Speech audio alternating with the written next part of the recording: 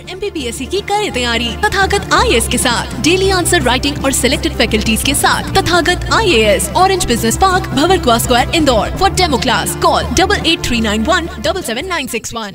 India after independence या post independence events, तो आप लोग तो भंडारे में बिजी होंगे तब, तो आप आ नहीं पाए। तो पोस्ट इंडिपेंडेंस हमने चालू किया था। हमने बात की थी कौन कौन से टॉपिक हम लोग पढ़ने वाले हैं पोस्ट इंडिपेंडेंस में। हमने एक लिस्ट ली थी और हम लोग बात किए थे। उसके बाद बेसिकली फेजेस कि कौन कौन से फेजेस हुए हैं। तो मैंने एग्जांपल दिया था कि लाइक 1947 के बाद अगर हम बात करें टिल 1964 किसका फेज था पूरा, एक नेहरूवियन फेज। तो यहाँ पे फर्स्ट फेज भी बोलते हैं। पूरा रोल किसका था, नेहरू ने पूरा रोल प्ले किया। फिर 1964 से हम 1969 1970 तक अर्लीज तक बोल देते हैं। क्यों, किसका रोल था, लाल बहादुर शास्त्री, और ट्रांजिशनल रोल था। पहली बार यहाँ पे बात हुई किसकी, जय जवान जय किसान। तो मिलिट्री फाइट भी हुई, देन एग्रीकल्चर ग्रीन रिवॉल्यूशन, उसके एलिमेंट्स यही डाले गए। एक वर्ड सुनने को मिलता है prime ministerial form of government. जब प्राइम मिनिस्टर पावरफुल हो जाए, कैबिनेट सिर्फ नाम मात्र की रहे, उसके अकॉर्डिंग सारा काम चले, क्या बोलते हैं उसको हम, प्राइम मिनिस्टर। वो हमने पहली बार कब देखा, इंदिरा गांधी के समय। दूसरी बार कब देख रहे हैं, मोदी जी के समय। मोदी जी डेमोक्रेटिक है, आगे देखेंगे, ठीक है। चलिए 1970, लेकिन कई लोग क्या बोलते हैं, सेम काइंड ऑफ की वे हमको देखने को मिल रहा है ऐसा नहीं है। कल का एग्जाम्पल मैं बोलूंगा नहीं, रिकॉर्डिंग हो रही है, मेरे को उठवा ले कोई तो। देन 1984 से 1990s अगला फेज में क्या हुआ था, the phase of technological transition. Bharat में क्या हुआ, तकनीक आई। तकनीक मतलब क्या, वेरी गुड, कंप्यूटर भारत में आए, इंटरनेट भारत में आया। वो सारी चीज जो साइंटिफिक डेवलपमेंट्स होना चालू हुए, कब हुए, इस वाले फेज में। That is age of Rahul Gandhi नहीं, राजीव गांधी। ओके, राजीव गांधी के फेज में क्या हुआ, टेक्नोलॉजिकल ट्रांजिशन हमारे यहाँ पे हुआ। इसके अलावा देन वी फाइंड 1990 से लेके 2014 क्या हुआ, द एरा ऑफ कोएलिशन। सरकार कैसी बनी, गठबंधन वाली। आपको याद भी होगा अटल बिहारी सरकार गिरी थी, कितने दिन में गिरी थी, 13 दिन। और कितने सरकार गिरी अटल बिहारी की, एक दिन में, 13 दिन में, 13 दिन। और दूसरी बार 13 महीने में, उनकी सरकार गिरी 13 महीने में गिरी थी, 13 दिन में गिरी। आप पाएंगे 1990 से लेके 2000 तक इंडिया में क्या मिला, आपको बहुत सारे पीएम मिलेंगे। नाम सुना है आपने, एच डी देवगौड़ा, चौधरी चरण सिंह, और अटल बिहारी वाजपेयी खुद 2-3 बार आए बीच में। फिर 1990 में सरकार बनी, 5 साल तक गठबंधन सरकार चलाई। फिर आप यूपीए 1 यूपीए 2, मनमोहन सिंह की वो सरकार कैसी थी, गठबंधन की सरकारें थी। ये 1990s, और इसी को क्या बोलते हैं हम, LPG reforms. And then last phase अभी अब 2014 से प्रेजेंट तक, that is the Modi an era. ये भी हम नहीं पढ़ेंगे क्योंकि हमारा आप पढ़ ही रहे हैं बेसिकली। कौन सा एरा है ये, the era of Narendra Modi, ऐसे ही बोलते हैं।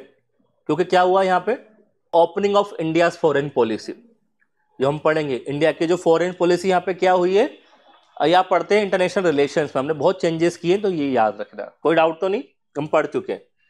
फिर हम लोगों ने टॉपिक चालू किए थे, याद है आपको, क्या पढ़े थे हमने, legacy of Indian national movement. मैंने बताया था जब हम आजाद हुए 1947 में, तो हमारे लीडर्स ने गोल दिया किसका, कंटिन्यूइंग रिवॉल्यूशन। सभी लीडर्स ने क्या कहा, खासकर जवाहरलाल नेहरू ने क्या कहा कि जो क्रांति हमने शुरुआत की है, जो मूवमेंट हमने चालू किया है, हमें क्या करना है, कंटिन्यू करना, हमें रुकना नहीं है। हमने किसकी बात करी, हमें इंडिया को सोशियो इकोनॉमिक पॉलिटिकल हमें क्या करना है, ट्रांसफॉर्मेशन करना है।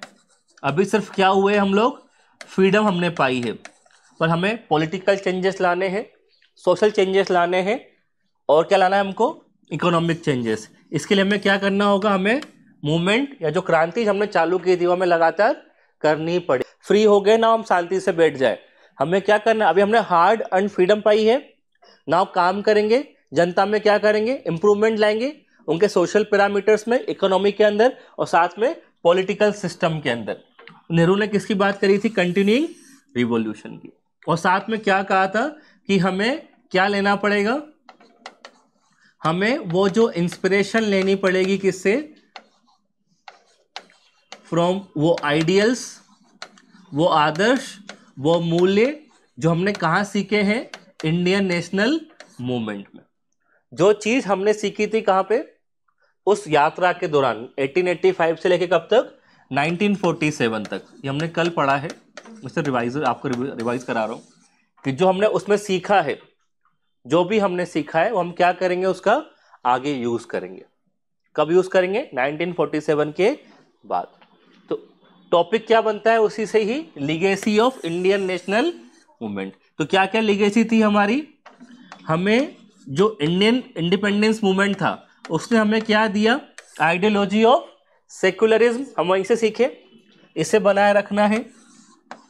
आइडियोलॉजी ऑफ सोशलिज्म, समाजवाद, हमें इसे बनाए रखना है। आइडियोलॉजी ऑफ डेमोक्रेसी, लोकतंत्र बचा के रखना है। लिबरलिज्म, हमने ये भी आइडिया सीखा था वहां से। Then against all form of domination, हमने साफ मना किया कि हमें किसी प्रकार का डोमिनेशन पसंद नहीं है, चाहे वो कंट्री का हो या वो कास्ट का हो या वो कलर का हो एक्सेट्रा।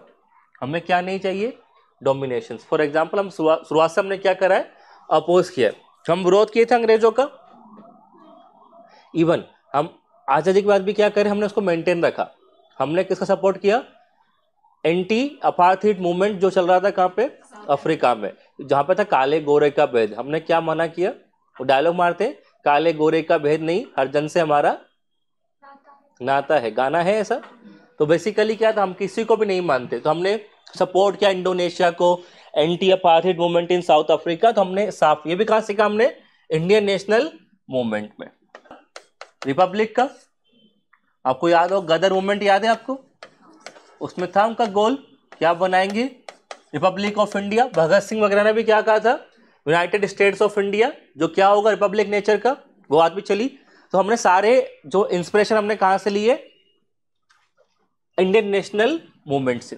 साथ में हमें क्या मिली, प्रोग्रेसिव लीडरशिप। आजादी के बाद जो भी आपके थे कौन नेता, वो सब कहां से निकले, इंडियन नेशनल मूवमेंट से।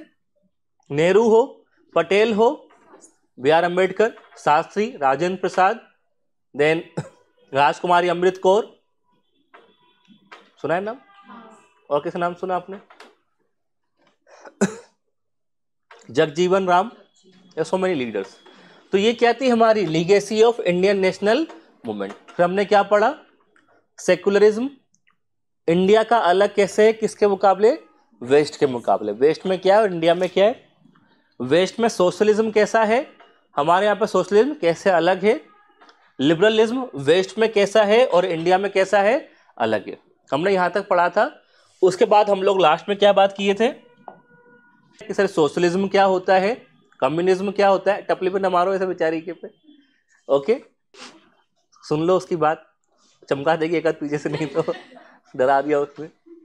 सोशलिज्म क्या होता है, उसके वेरिएशंस क्या है, तो कम्युनिज्म क्या है और क्या क्या है, सोशलिज्म क्या है, हमने वो पढ़ा।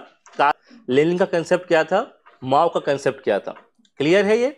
बाकी जो नहीं आए थे वो बात पकड़ लेना 4-5 लोगों को, ठीक है।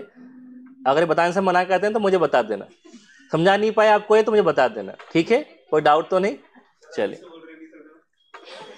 नहीं मुझे बताना, समझा मना करे, समझा नहीं भी पाए तो भी बताना, क्या। चलो, कोई डाउट तो नहीं।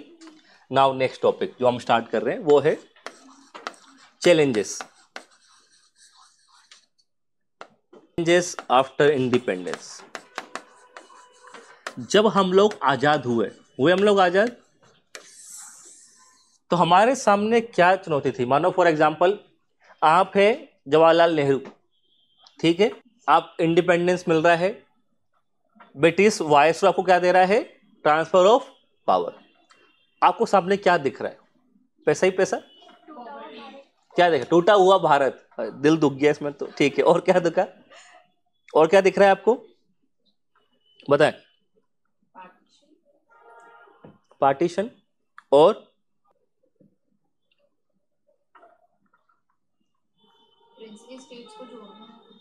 क्या लगेगा, जैसे आपको फ्रीडम मिल गई, मतलब कितनी बड़ी बात है, आपको मना रहा हूँ, नेहरू फर्स्ट प्राइम मिनिस्टर आप बनने वाले हैं, आपको पावर दी गई है ना, आप इंडिपेंडेंट।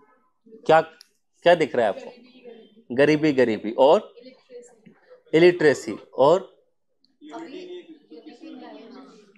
सबसे बड़ा चैलेंजेस था क्या, पार्टीशन। आप सामने क्या देख रहे हैं, भारत के लोग क्या कर रहे हैं, बंटवारा हो रहा है। सिर्फ पार्टीशन नहीं, उसको हम लिखते हैं वाउंड्स ऑफ पार्टीशन, बंटवारे का घाव दिख रहा है। एंड जिसने बंटवारा देखा है, आप you will find it is the most terrifying, अत्यंत डरावना। आप पढ़नी है कि क्या हुआ था पार्टीशन के समय। जो ट्रेन जा रही है इंडिया से कहां, पाकिस्तान, पाकिस्तान जो जा रही है उसको, उस ट्रेन में जो भी जाएंगे सबको मार दिया जाएगा। ट्रेन जा रही है, सिर्फ लाशों की ट्रेन जाती है। पाकिस्तान जो लोग हिंदू जो आ रहे थे इधर किधर, इंडिया, उन्हें भी क्या कर दिया जाएगा, मार दिया जाएगा। बहुत साइड से क्या चल रही थी, मास किलिंग्स, ये था। तो उसी पे क्या बनी है पूरी की पूरी, वो आपकी पूरी की पूरी बुक बनी है, एक ग्रेट स्टोरी, ठीक है। चलिए, पार्टीशन। दूसरा क्या दिख रहा है आपको, दूसरा आपने कहा गरीबी दिख रही है, भुखमरी दिख रही है। तो सामने चैलेंज क्या दिख रहा है आपको, कि मुझे भारत में क्या करना है, सोशियो इकोनॉमिक ट्रांसफॉर्मेशन या रिकंस्ट्रक्शन ऑफ इंडिया, बोल सकते हैं सर। मुझे भारत में सामाजिक आर्थिक बदलाव लाना है, दिखेगा तभी गरीबी दूर होगी। और क्या दिख रहा है आपको, क्या दिख रहा है, और नहीं दिख रहा कुछ भी, बहुत सारे क्या दिख रहे हैं, प्रिंसली स्टेट्स। या क्या दिख रहा है कि मुझे कैसे इनको इंटीग्रेशन करना है।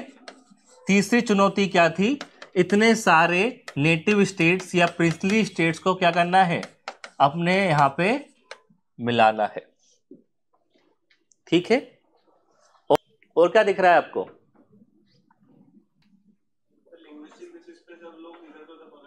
भाग रहे थे,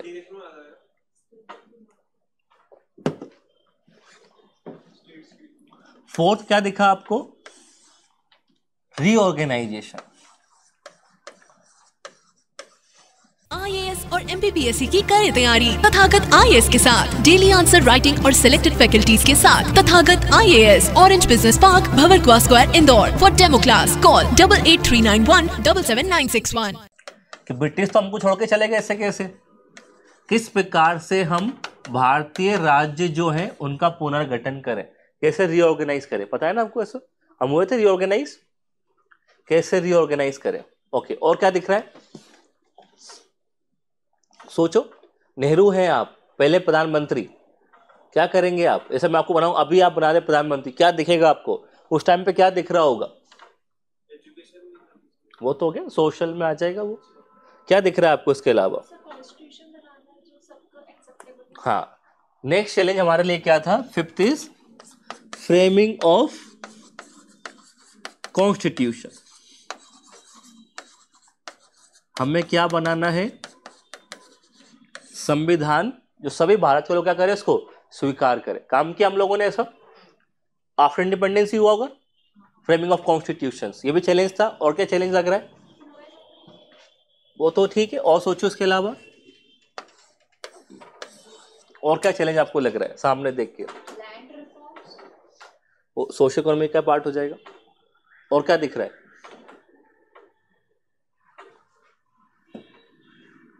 फ्रेमिंग इंडिपेंडेंट फॉरेन पॉलिसी।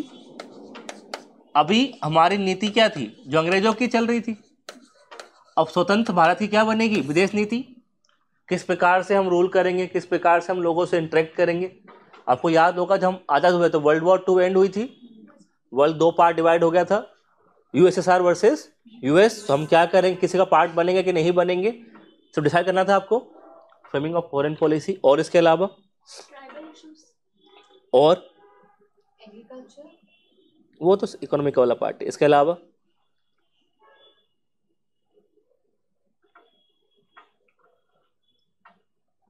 क्या लगा, एक पॉइंट और सोचो। 7th, the issue of language. Bharat में इतनी सारी भाषाएं थी, किस भाषा को सरकार की भाषा बनाया जाए, इंडिया की ऑफिशियल लैंग्वेज क्या होगी, हिंदी करनी है, उर्दू करनी है, चाइनीज रखनी है, मैंडरीन रखनी है, कौन सी भाषा बोलते थे, विवाद था। अगर हिंदी रख रहे थे तो कौन विरोध कर रहा था, साउथ वाले। उर्दू रख रहे थे तो बाकी हिंदू लोग विरोध कर रहे थे। तो इशू क्या था, कौन सी लैंग्वेज चुनी जाए, मुद्दा था वो भी। ओके, और लास्ट हमारे बगल में कौन आया, पाकिस्तान। तो उससे तैयारी के लिए हमें क्या चाहिए होगा, डिफेंस प्रिपेयर्डनेस। हमें हमारी रक्षा पे भी क्या करना था, फोकस करना था, क्योंकि हमें गिफ्ट में क्या मिला था, Pakistan. Pakistan was a partition gift to India या इंडिपेंडेंस गिफ्ट टू इंडिया, दोनों तरफ से मिला था।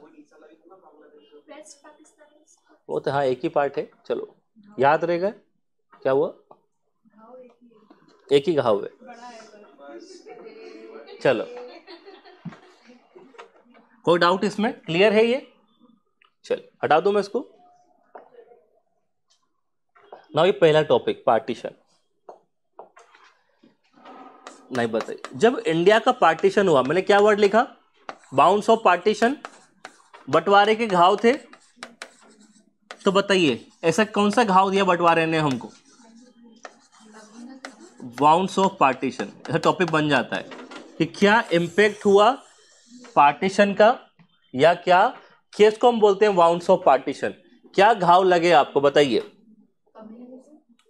कम्युनलिज्म और गांधी जी मर गए।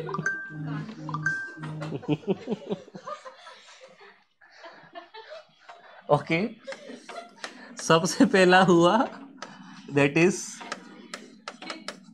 Massive violence and communal atmosphere.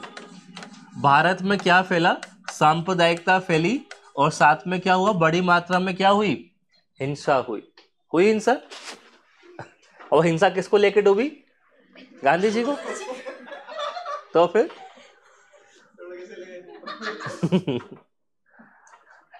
अब यहाँ पे छाती नहीं पीटना, गांधी जी चले गए करके, ठीक है। ओके, इसके अलावा और क्या हुआ, इलॉजिकल डिवीजन। एग्रीकल्चर का जो लैंड था वो इस साइड था, इंडस्ट्री साइड, तो क्या हुआ हमें उससे, उससे डेवलपमेंट में लॉन्ग टर्म में इफेक्ट पड़ा है। तो क्या नुकसान हुआ, कौन से घाव लगे हमको, एक घाव तो गांधी जी के हो गए, एक घाव हमारे दुख वाले हो गए, और कौन सा घाव लगा, दूसरा हमारा घाव कौन सा था, दैट इज इकोनॉमिक लॉसेस। जो आप पॉइंट बोल रहे हैं उसको हम क्या बोलते हैं, आर्थिक नुकसान हुआ हमको।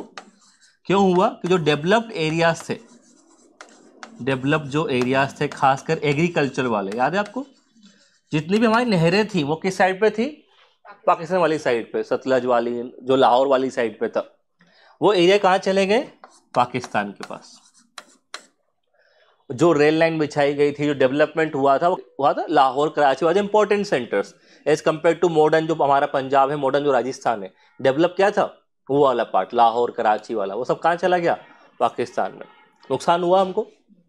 और या सिर्फ उस वजह से भी नहीं बोलते, एक और, इससे पहले इकोनॉमी क्या थी आपकी, इंटीग्रेटेड थी पूरी, अब टूट गई, अलग अलग कंट्री, पानी का बंटवारा, ट्रांसपोर्ट का बंटवारा हुआ, इशू कि नहीं हुआ। तो ये basically that is disintegration of economy, हमारी जो अर्थव्यवस्था थी वो टूट गई। और क्या हुआ इसके अलावा, और क्या घाव लगे थे बंटवारे से,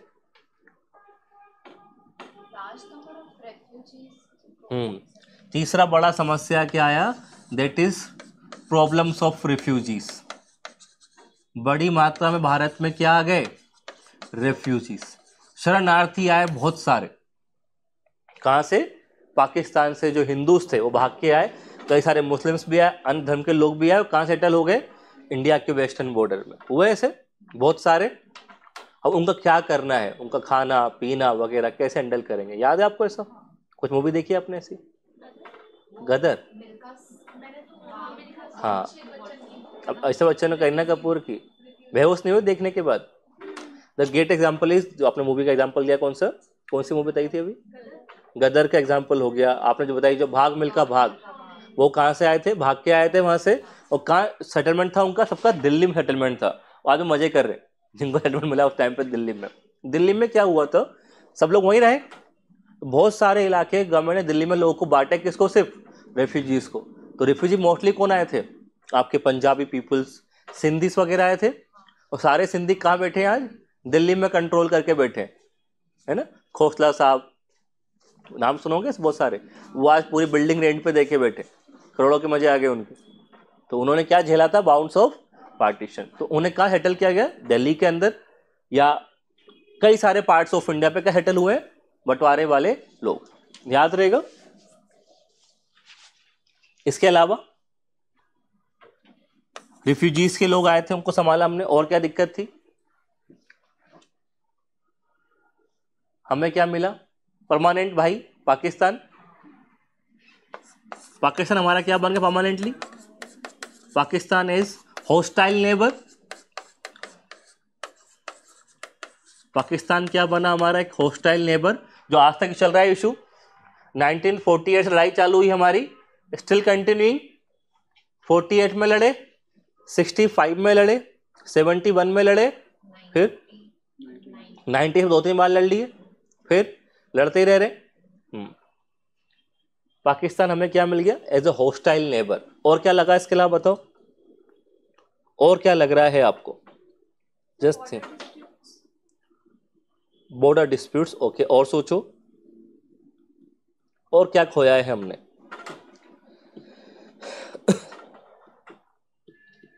और क्या खोया होगा आपने? फिफ्थ, जो आपने कहा border dispute, basically loss of territorial areas. जो इंडिया के पास जो पहले से क्या थी, बड़ी बड़ी टेरिटरी चली गई। कराची चला गया, लाहौर चला गया। कौन से चले गए? आपके स्ट्रेटेजिक एरियाज चले गए। तो आपको अब नई बॉर्डर बनानी पड़ेगी। तो loss of territorial areas, important areas कहाँ चले गए? पाकिस्तान के पास। हमारा इशू बन गया, जब पाकिस्तान हमसे अलग हुआ तो भारत में कई सारी ताकतें एक्टिव हो गई जो भारत को और बांटना चाहती थी। Impetus to divisive forces.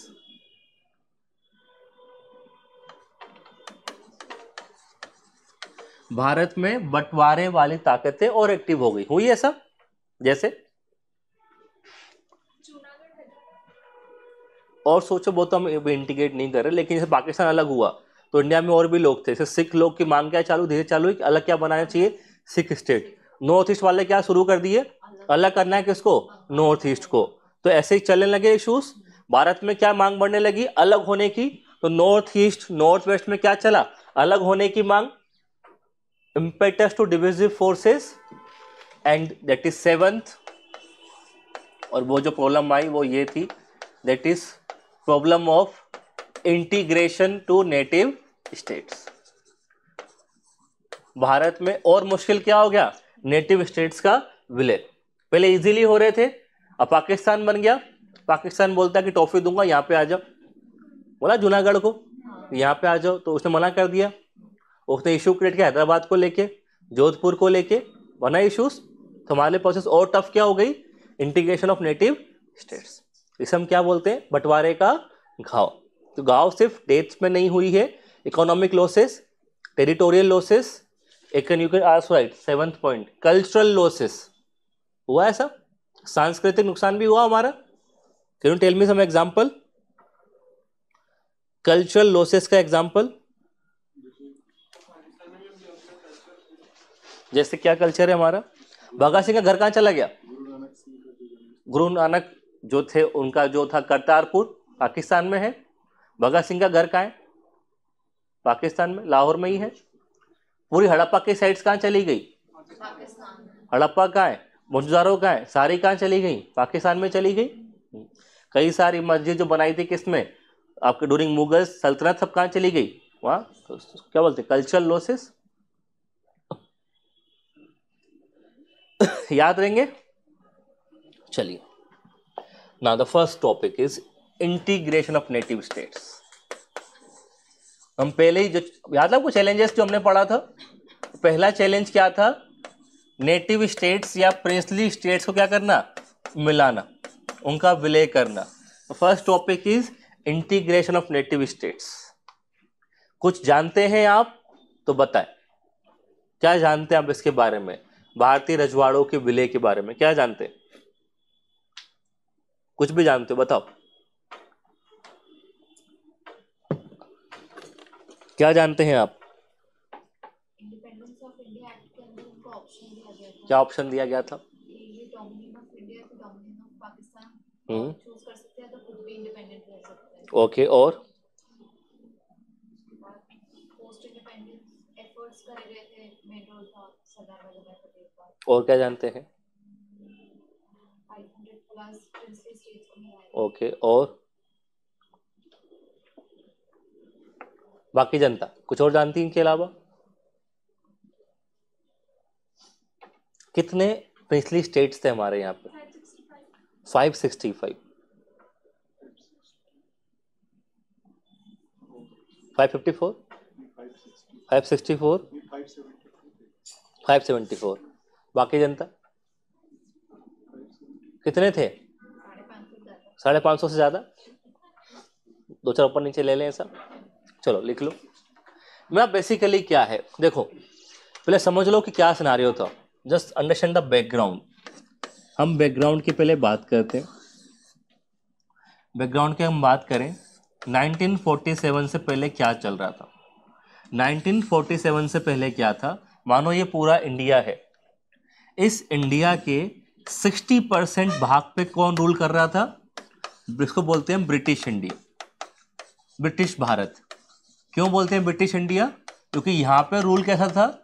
Direct rule Britishers का।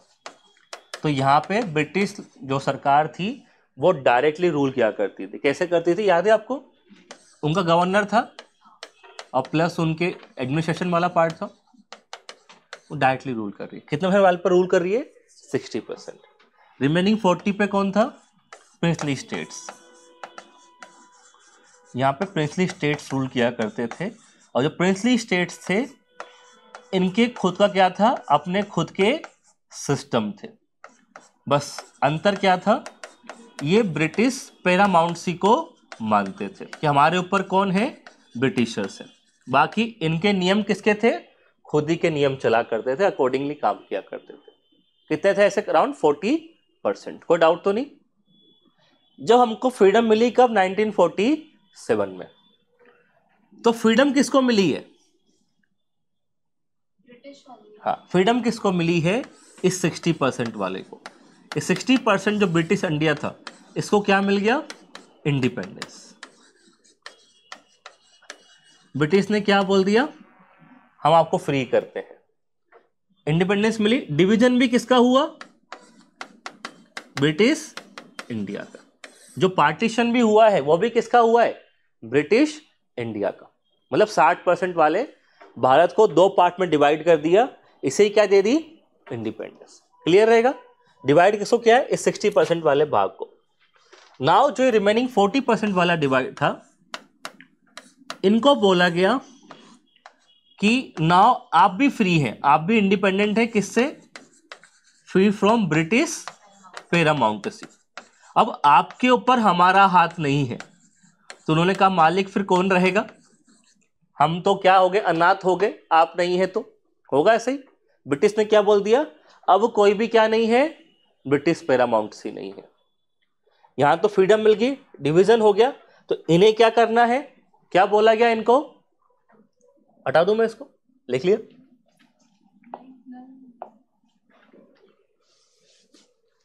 तो इनको बोला कि आप ब्रिटिश पैरामाउंटसी से फ्री होते। उन्होंने बोला कि ठीक है, अब क्या करना है?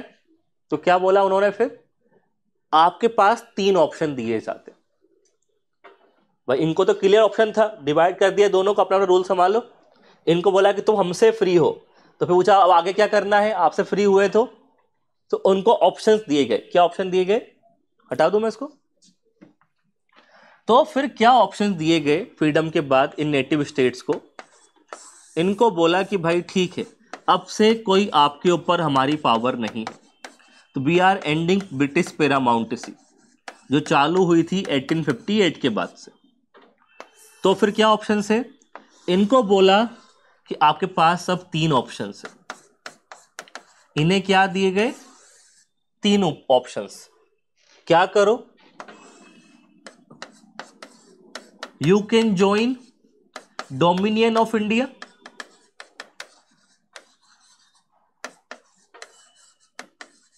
आप भारतीय राज्य को ज्वाइन कर सकते हो।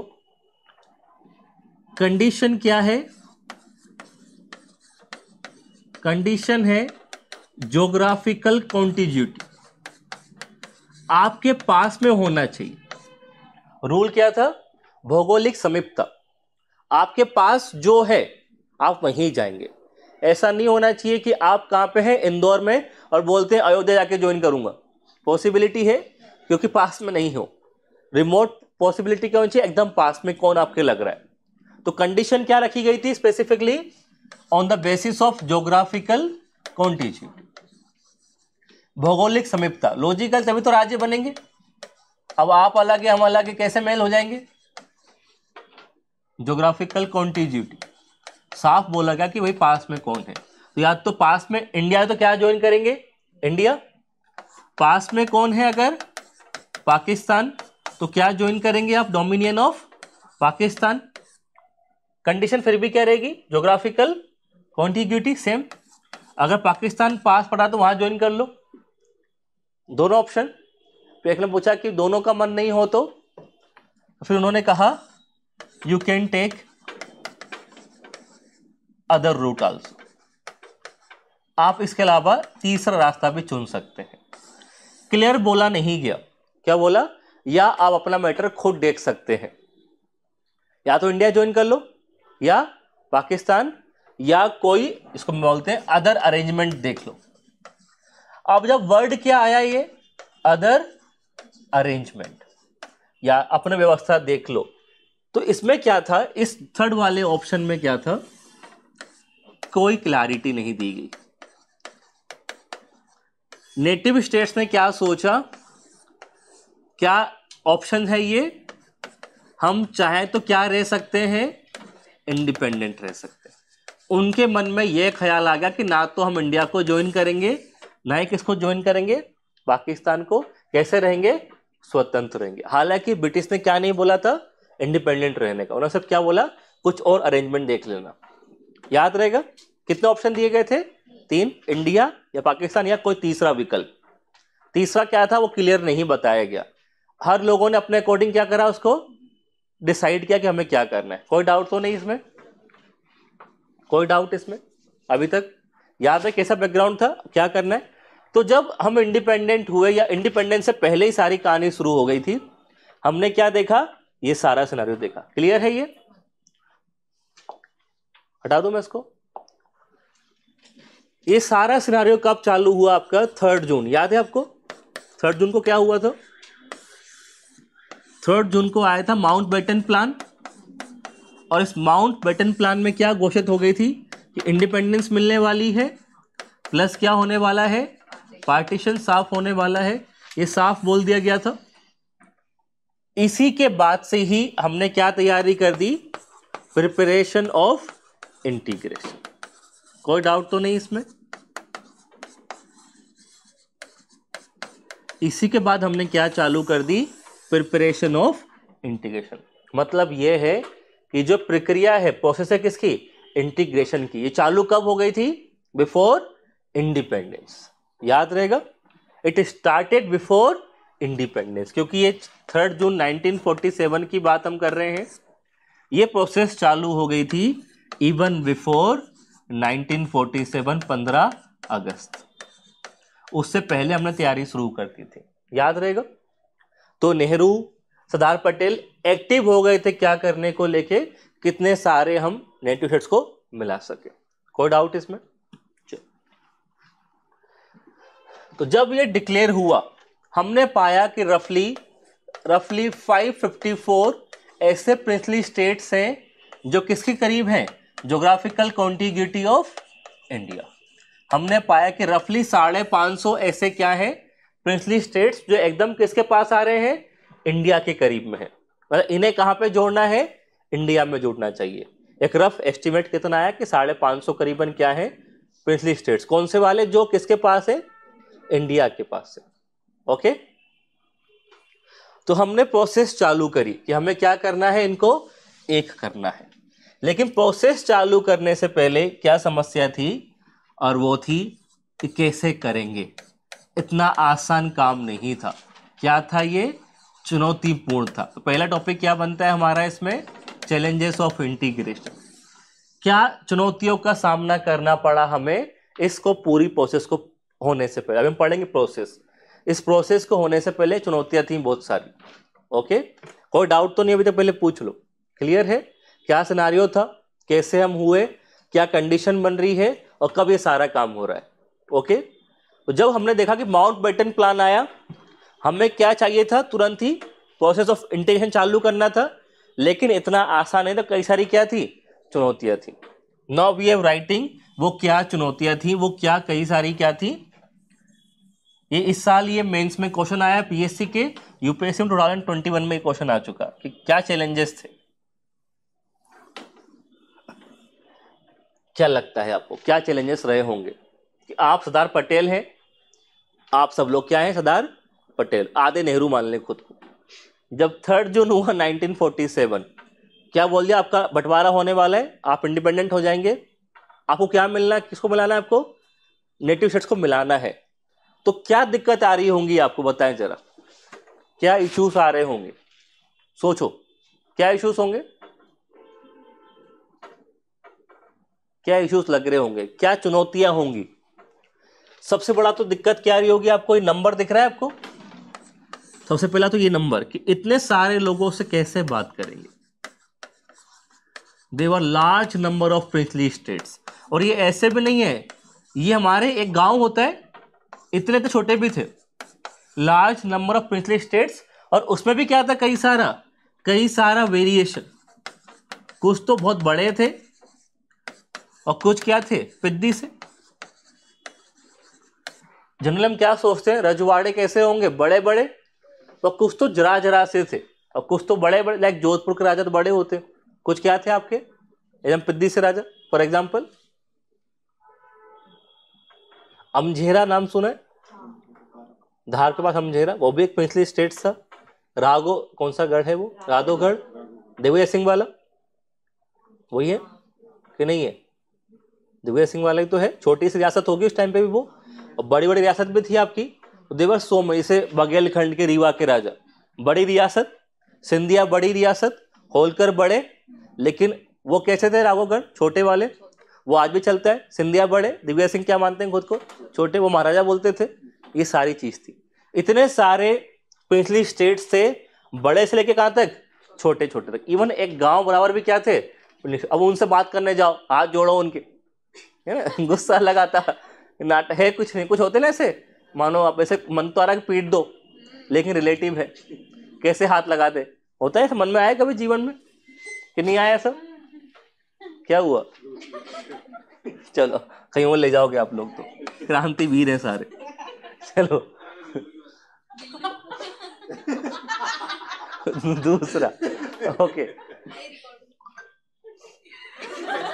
दूसरा क्या इशू था, लास्ट तो थे ही सही, और इनमें आपस में क्या नहीं था, कोई ना कोई, ये आपस में भी क्या नहीं करते थे, कोई कोऑर्डिनेशन नहीं था इनके अंदर, ना आप कोई बातचीत करते थे।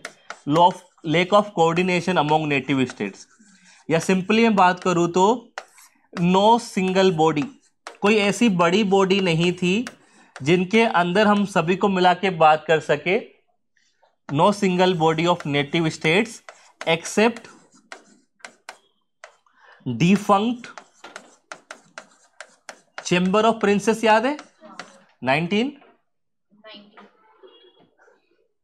1921, आया तो उसी हाँ तो बना 21 में है। तो सिर्फ एक माह संस्था थी, कौन सी? Chamber of princess.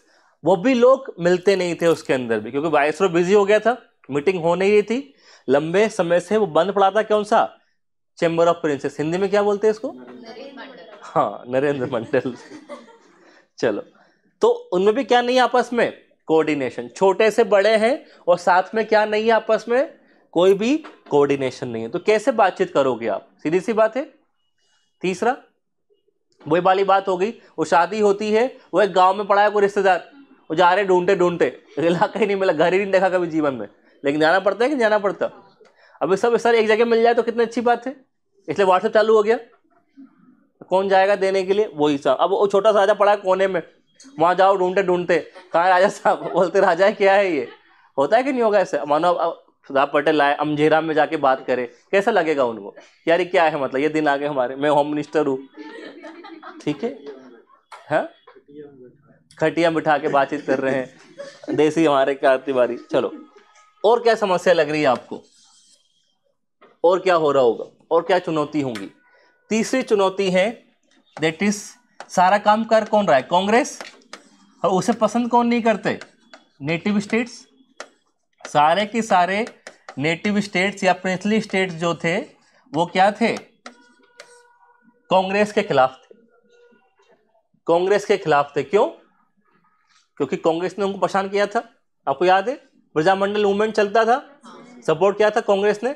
बोले हमारी बारी, तुमने तो कल, आज संडे तो कल क्या है, मंडे भी आएगा, तो उसने ये बोला कि तुमने बहुत हरकत करी है, अब हमारी बारी। बिकॉज ऑफ रीजन क्या था इसके पीछे का?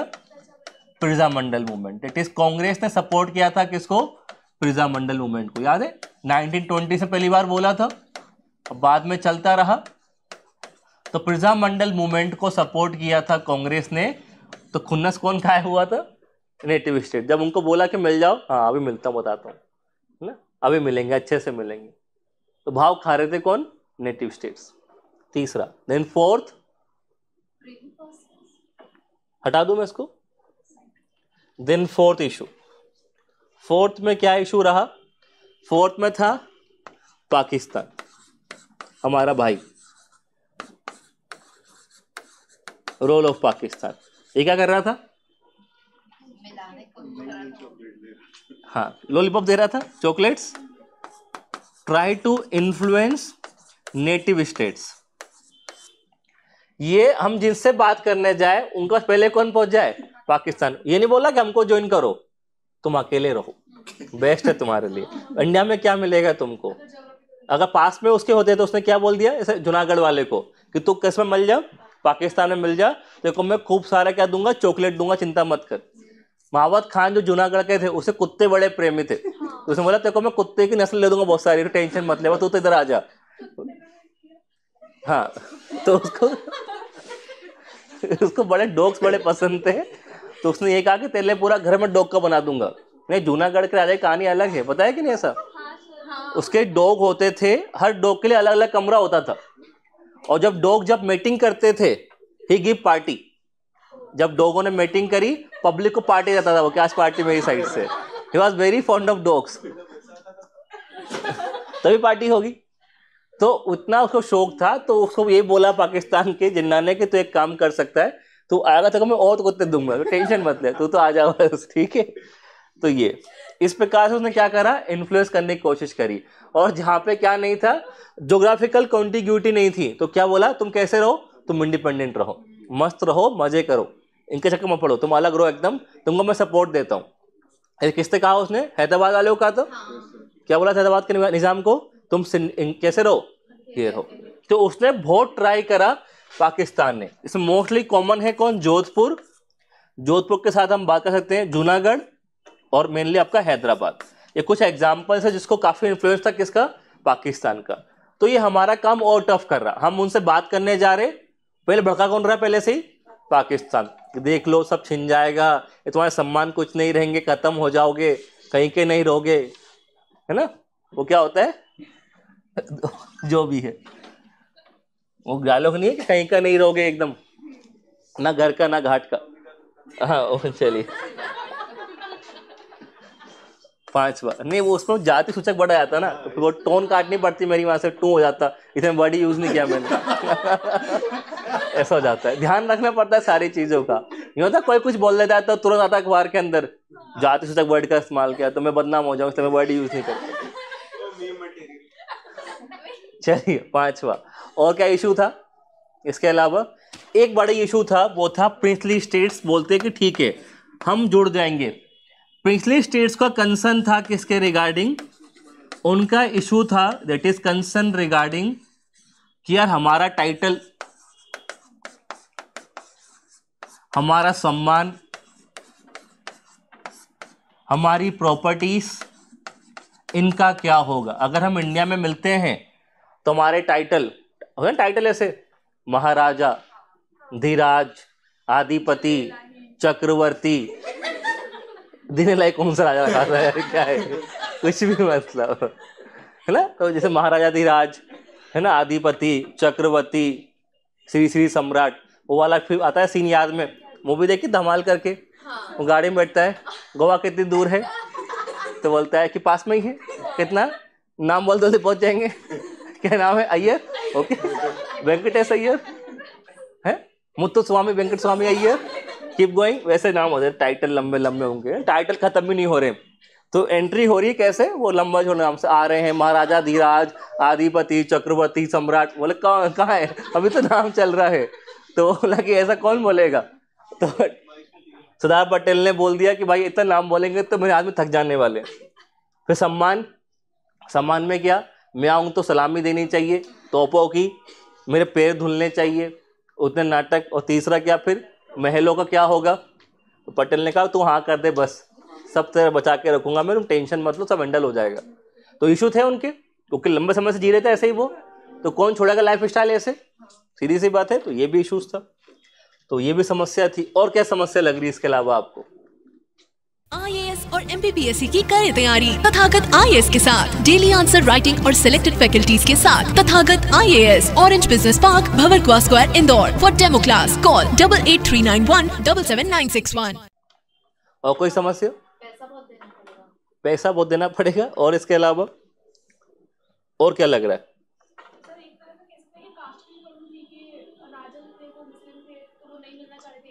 ऐसा था कुछ? हाँ, जूनागढ़ का राजा मुस्लिम था। और क्या लग रहा है इसके अलावा? और सोचो। एक बड़ी समस्या थी जो आपका पॉइंट वैलिड भी है, दैट इज वो एक इशू था, दैट इज जहाँ पे कई जगह इशू ऐसा आया कि रूलर जो है उसका रिलीजन अलग है और जनता का रिलीजन कैसा है, जो प्रजा है उसका रिलीजन अलग है। तो कई बार इस वजह से भी क्या हुआ, इशू आ रहे थे। किसकी वजह से? ये भी एक इशू था, चैलेंजेस था। एग्जाम्पल कश्मीर का राजा क्या था? हिंदू, लेकिन जनता कैसी थी? मुस्लिम। तो अगर वो जुड़ेगा किसमें? इंडिया में, जनता खिलाफ हो सकती थी। पाकिस्तान में जाएगा तो भी दिक्कत। उसने क्या बोला, मैं तो इंडिपेंडेंट रहूंगा। था ऐसे बहुत सारे रूलर को दिक्कत आई। अब जोधपुर का राजा क्या बोल रहा था? पाकिस्तान जाऊंगा, जनता पूरी हिंदू। तो पटेल बोला क्या भांग खा रखी है मतलब कौन सा नशे में जी रहे हो? तो इस प्रकार के बहुत सारे इश्यूज चले वहां पे। और क्या लगता है इसके अलावा? है ना, एग्जाम्पल लिखना इसमें। एग्जाम्पल किसका जाएगा? कश्मीर ने यही रीजन दिया था कि यार पॉसिबल नहीं है, क्योंकि जनता कैसी मेरी मुस्लिम जनता है और मैं राजा कैसा हूँ? हिंदू। मुझे सबका देख के चलना पड़ेगा। और कुछ इसके अलावा लग रहा हो तो बताओ आपको इसके अलावा। और जो मेन पॉइंट था वो क्या था? 7th याद है आपको? तीसरा ऑप्शन क्या था? क्लियर नहीं था। तो स्टेट्स क्या चाह रहे थे? They wanted to exploit third option. उन्होंने कहा हमारे पास कौन सा ऑप्शन भी है? तीसरा ऑप्शन क्या था? क्लियर नहीं था। वो क्या मांग के चल रहे थे? क्या रहेंगे? इंडिपेंडेंट। उनके मन में क्या ख्याल आया कि हमें इंडिपेंडेंट रहना है, तो फिर हमें इनसे कैसे डील करेंगे? फॉर एग्जाम्पल त्रावणकोर ने बोल दिया कि मैं तो अकेला ही रहूंगा। तो ये भी एक समस्या थी। Okay, 7th। And you can also write last point, that is role of international power का भी रोल आया। रोल ऑफ अंतरराष्ट्रीय शक्तियां भी रोल प्ले करी। इंटरनेशनल पावर, जैसे यूनाइटेड स्टेट्स, यूके, उन्होंने भड़काया किसको? नेटिव स्टेट्स को। एग्जाम्पल इस त्रावणकोर, अभी हम पढ़ेंगे त्रावणकोर को बोला, ठीक है, याद रहेगा, चैलेंजेस थे। तो इतनी चुनौतियां थी तब भी मिला दिया, इसीलिए क्या कहलाए गए? Iron man of India. क्या बोला गया? लोहो पुरुष क्यों बोलते हैं? क्योंकि वो लोहे के थोड़ा ना बने थे, उन्होंने ये सारा कार्यक्रम किया था, इसलिए नाम क्या पड़ा? Iron man. क्योंकि टफ कंडीशंस थी, चुनौतियां थी, उससे बाहर निकले, मतलब उनकी जो व्यक्तित्व कैसा था? स्ट्रॉन्ग। क्या कहलाए गए? Iron man. इसी वजह से, कोई डाउट तो नहीं? चलिए, नाउ प्रोसेस ऑफ इंटीग्रेशन, क्या प्रक्रिया थी, कैसे इंटीग्रेट हुए, कैसे हम इंटीग्रेट करा, क्या तैयारी हुई? जैसे ही हमको मिला 3 जून का आइडिया, प्लानिंग जो था, जैसे सिलेबस लॉन्च हुआ पीएससी का, कोचिंग वाले भिड़ गए, कैसे बनाएंगे बेवकूफ बच्चों को, होता है कि नहीं होता, कैसे कार्यक्रम करेंगे, बनता है प्लान। तो पूरा प्लान बना, और पहला प्लान कब चला? 27 जून 1947। 27 जून को क्या बना? 1947 को, 27 जून है, जुलाई है, चलो अभी देख लेना। जून 1947 को संस्था बनाई गई, जिसका नाम था क्या? Indian states department. भारतीय रजवाड़े या भारतीय राज विभाग बनाया गया। एक स्थापना की गई अंडर होम मिनिस्ट्री के अंदर, गृह मंत्रालय के अंदर क्या बनाया गया? States department. ओके, क्योंकि काम करना था पूरा। आपको याद भी होगा जब बनी थी कई सारी कमिटीज संविधान के अंदर, उसमें कमेटी भी थी स्टेट्स कमेटी करके। तो क्या बना? Indian states department, home ministry के अंदर। इसके चेयरमैन कौन थे या प्रेसिडेंट कौन थे? इसके अध्यक्ष कौन बने? सरदार वल्लभ भाई पटेल। सेक्रेटरी कौन बने? सेक्रेटरी थे बीपी मेनन। बीपी मेनन बने सेक्रेटरी, और अध्यक्ष हेड कौन बने? सरदार वल्लभ भाई पटेल। ये लास्ट से प्री में क्वेश्चन आया था कि कौन थे हेड, तो कौन थे? वल्लभ भाई पटेल। और ये थे, इसी से क्या काम चालू हुआ? बातचीत करने का। ओके, कोई डाउट तो नहीं? चलिए, इसी के बाद ही सरदार पटेल ने क्या कर दी? He started process of negotiation and discussion. इसी के साथ ही सरदार पटेल ने क्या करा? पूरी प्रोसेस चालू कर दी कि कैसे वार्ता करनी है। वही दिक्कत आई, एक तमिलनाडु में बैठा है, एक धार में बैठा है, कैसे बात करूंगा, प्लेन थे नहीं इतने सारे, तो बोले आधे घंटे इसमें निकल जानी है। तो फिर उन्होंने क्या करा? That is he called meeting of chamber of princess. तो जो बर्बाद संस्था थी नरेंद्र मंडल, चैम्बर ऑफ प्रिंसेस की मीटिंग बुलाई। लेकिन चैम्बर ऑफ प्रिंसेस तो कॉन्फ्रेंस ऑफ पार्टीज है ना, कॉप करके चैम्बर ऑफ प्रिंसेस की मीटिंग बुलाई, क्योंकि आप क्रांतिवीर हैं। मैं देखा हूं आपके आंसर को क्वेश्चन में छोड़ कैसे लिख देते, आधा अधूरा लिख दिया, फिर पूछते सर इसमें था क्या, ये याद ही नहीं आ रहा है ना। तो वो वाला कार्यक्रम है। तो मीटिंग किसकी बुलाई गई? चैम्बर ऑफ प्रिंसेस की, क्योंकि वो अकेले जा नहीं पाते सब जगह, तो मीटिंग बुलाई चैम्बर ऑफ प्रिंसेस की। इस मीटिंग में क्या हुआ? हटा दूं मैं इसको। जब इस मीटिंग हुई, चैम्बर ऑफ प्रिंसेस की मीटिंग जब बुलाई गई, तो इस मीटिंग के अंदर पटेल ने अपनी बात रखी, पटेल ने एड्रेस किया, पटेल ने एड्रेस किया, और यहां पे 2 डॉक्यूमेंट रखे गए इसी मीटिंग के अंदर। सबको बुलाया और क्या रखे? 2 डॉक्यूमेंट रखे। डॉक्यूमेंट कौन कौन से थे? One is instrument of accession, एक डॉक्यूमेंट रखा गया इंस्ट्रूमेंट ऑफ एक्सेशन, किस प्रकार से आप हमारा पार्ट बन सकते हो, है ना। पढ़ाओ, साइन करते आईओए, तो विलय पत्र दिया गया, एक ये डॉक्यूमेंट साइन किया गया, दिया गया।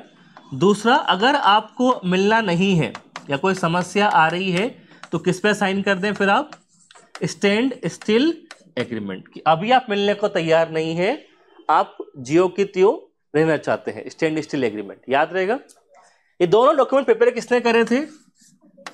Prepared by BP Menon.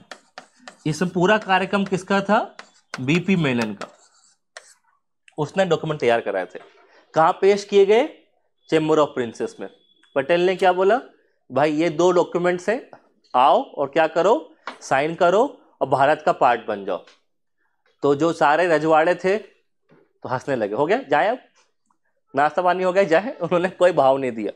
पूरी सब लोग बैठे, किसी ने भी क्या नहीं दिखाया, सिंगल इंटरेस्ट शो नहीं किया। किसी का कोई नहीं था किसमें इंटरेस्ट। सबने बोला कि हो, हंस के निकल लिए।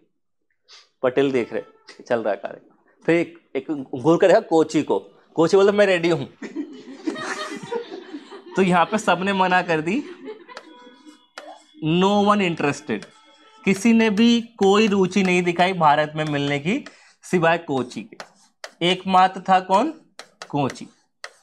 उसको लगा कि यार बेच खाएंगे, बेटर है क्या कर लूं, ज्वाइन कर लूं। तो पहला कौन बना ज्वाइन करने वाला? सबसे पहला आया कोची के राजा।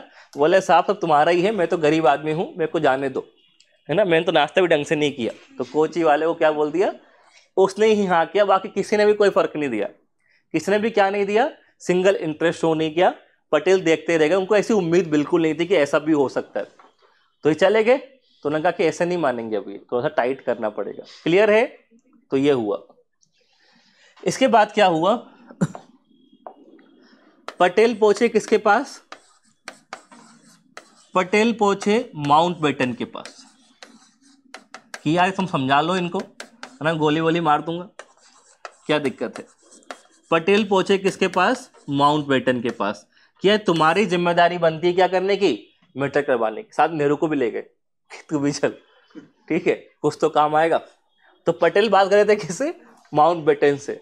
तो उन्होंने क्या बोला कि यार हमको सपोर्ट चाहिए। तो माउंटबेटन से बात करी पटेल ने, और यहां पे माउंटबेटन ने क्या प्रेजेंट किया? Mountbatten formula. जब बात करी तो माउंटबेटन ने क्या दिया उनको? Mountbatten formula. क्या था माउंटबेटन फॉर्मूला? क्या हो गया? दोनों अलग अलग बैठा करो, तो हंसते ही रहते बैठे बैठे पीछे में। Mountbatten formula, okay. तो क्या था माउंटबेटन फॉर्मूला? क्या था माउंटबेटन फॉर्मूला? माउंटबेटन ने कहा, माउंटबेटन ने बोला कि एक काम करो, प्रिंसली स्टेट्स को बोलो कि जो 3 सब्जेक्ट्स हैं, 3 सब्जेक्ट्स को छोड़ दें। वो 3 सब्जेक्ट किसको दे दें? यूनियन ऑफ इंडिया को। बाकी सारे पावर खुद रखें। माउंटबेटन ने प्रिंसली स्टेट्स को मतलब एक काइंड ऑफ एक सुझाव दिया। सुझाव क्या था कि भारत सरकार को कह देते हैं आप 3 सब्जेक्ट्स और बाकी सब खुद के पास रखें। 3 सब्जेक्ट क्या बोले उन्होंने? डिफेंस, फॉरेन अफेयर्स और कम्युनिकेशन। तो उन्होंने एक फॉर्मूला दिया पटेल को कि जाओ ऐसी बात करो कि हम सिर्फ आपसे क्या लेंगे?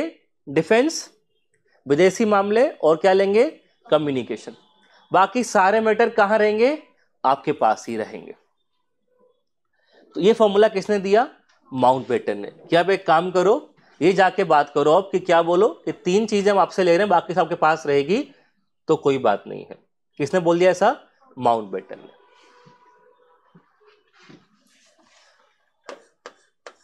पटेल ने एक्सेप्ट कर लिया फॉर्मूला कि यार ये ठीक लग रहा है।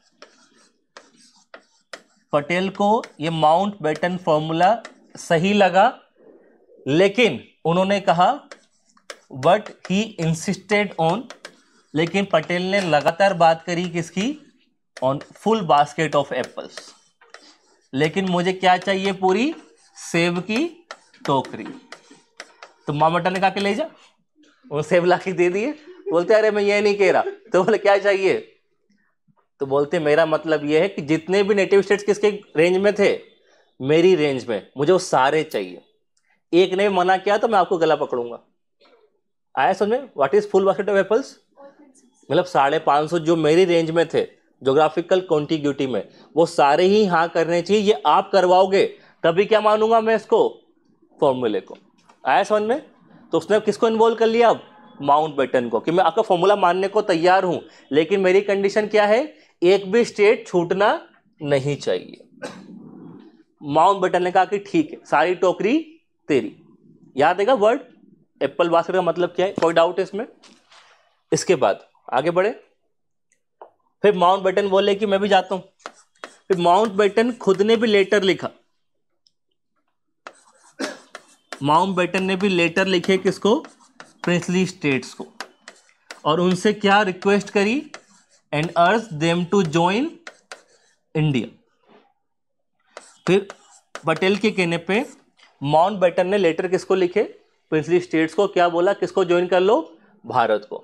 और किसके बेसिस से बोला उन्होंने? On basis of Mountbatten formula. तो उन्होंने माउंटबेटन फॉर्मूले का जिक्र किया। और उन्होंने एक और बात कही। उन्होंने क्या कहा? इस फॉर्मूले में कुछ भी नया नहीं है। नया क्यों नहीं है? क्योंकि इससे पहले क्या था? ये तीन जो सब्जेक्ट्स हैं, ये कौन देख रहा था? ब्रिटिश देख रहे थे। तो बोल तुमने कभी जीवन डिफेंस संभाला नहीं, ना देखा कम्युनिकेशन, ना ही फॉरेन अफेयर्स, तो आगे भी क्यों चाहिए तुमको? क्योंकि तीन पहले कौन हैंडल कर रहे थे? ब्रिटिशर्स। अब कौन हैंडल करेगा? Government of India. बाकी आप तो फ्री है ही सही, तो क्या कर दें? इसको स्वीकार कर लें। याद रहेगा? तो किसने एक रिक्वेस्ट करी? माउंटबेटन ने सभी प्रिंसली स्टेट से क्या कहा कि आप ज्वाइन कर लीजिए। किस बेसिस पे? मेरे फॉर्मूले पे। मेरे फॉर्मूले में क्या है? 3 एरियाज, वो आप किसको दे दें? अंग्रेजों को। क्यों ऐसा बोल रहे हैं वो? क्योंकि ये पहली बार नहीं है। पहले सारे मामले कौन देख रहा था? ब्रिटिशर्स। अब कौन देखेगा? Indian government. तो आपके लिए तो कुछ भी नया नहीं है, बस क्या है? Change of master. पहले हम थे, अब कौन आ गया? Indian government. तो ऐसा किसने बोला? माउंटबेटन ने। माउंटबेटन ने फोन किया किसको? पटेल को, कि जब मैंने बोल दिया जाके बात कर ले। कोई डाउट तो नहीं अभी तक? देन इसके बाद पटेल दोबारा मीटिंग करने गए। देन पटेल वापस ने मीटिंग करी किसके साथ? चेंबर ऑफ प्रिंसेस के साथ। फिर से मीटिंग करी चेंबर ऑफ प्रिंसेस के साथ कि भाई सब लोग आ जाओ। यहां पटेल ने कहा, पटेल समझ गया कि पहले गलती कर दी, चमकाया नहीं मैंने इनको। तो अब उन्होंने बोला कि देखो, पटेल पहले गए यहां पे। पटेल ने क्या रखा? Mountbatten formula. उसने सारे की सारे जो रजवाड़े थे उनसे रिक्वेस्ट करी on basis of Mountbatten formula. क्या तुम एक काम कर लो, माउंटबेटन ने बोले दिया तुम ज्वाइन कर लो। फिर दूसरी बात उसने क्या करा? उसकी फेमस यहां पे क्या निकल के आई? Patriotic appeal. उसने यहां पे जो था पटेल थे, उन्होंने क्या यूज किया? देशभक्ति की यहां पे बात करी। उन्होंने देशभक्ति की बात करी। क्या कहा उन्होंने? इन सिंपल लिखा रहा हूं मैं, लाइन तो बड़ी है। Let us together raise this holy Motherland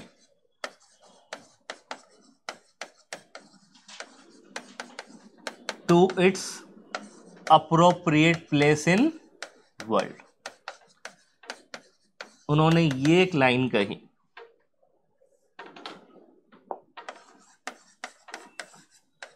कि आओ हम सब मिलके इस पवित्र मातृभूमि को कहां लेके जाए? विश्व की उस जगह पे लेके जाए जहां पे ये क्या है?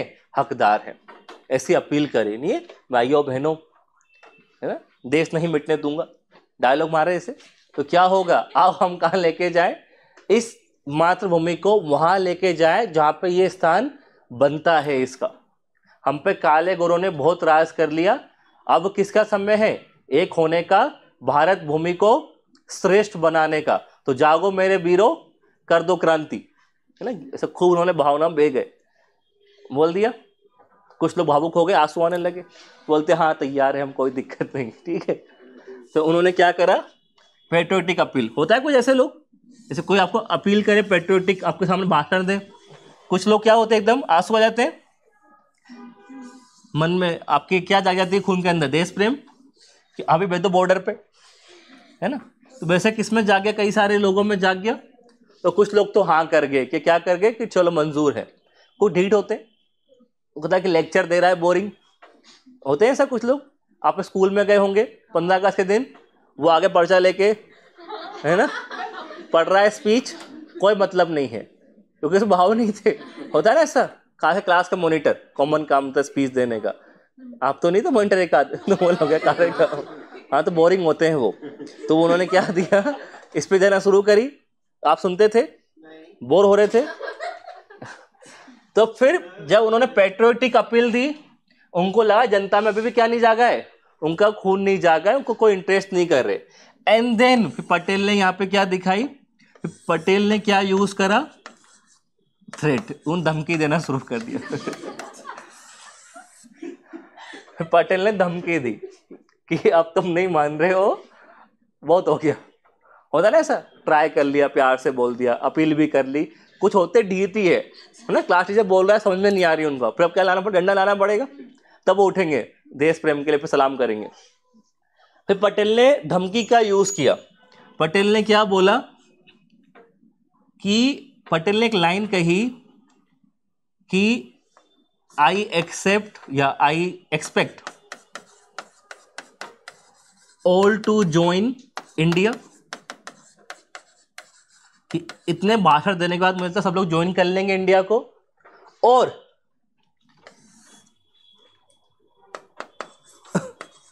कोई अगर ज्वाइन नहीं करता है then be ready to face wrath of Indian people, या इंडियन उनकी जो प्रजा थी बेसिकली, ऑफ देयर सब्जेक्ट्स, कि ठीक है अगर आप सब लोग ज्वाइन करते हैं मुझे खुशी होगी, लेकिन अगर आप ज्वाइन नहीं करते हैं तो फिर आप तैयार रहें प्रजा का गुस्सा झेलने के लिए। तो उन्होंने धमकी में क्या दिया कि अगर आप ज्वाइन नहीं करेंगे तो कौन आ जाएगा सामने, प्रजा के बल को आप नहीं झेल पाएंगे। उन्होंने कहा कि I can't help you in handling wave of nationalism, जो राष्ट्रवाद की लहर उठेगी और जब आप पीटे जाएंगे तो मैं कुछ भी नहीं करूंगा, मैं उनको रोक नहीं सकता। साफ क्या बोल दिया, अगर आप नहीं करते हैं, प्रजा गुस्सा करके कुछ भी करती है तो मेरे पास मत आना वापस कि यार जनता साहब ने क्या करवा दिया।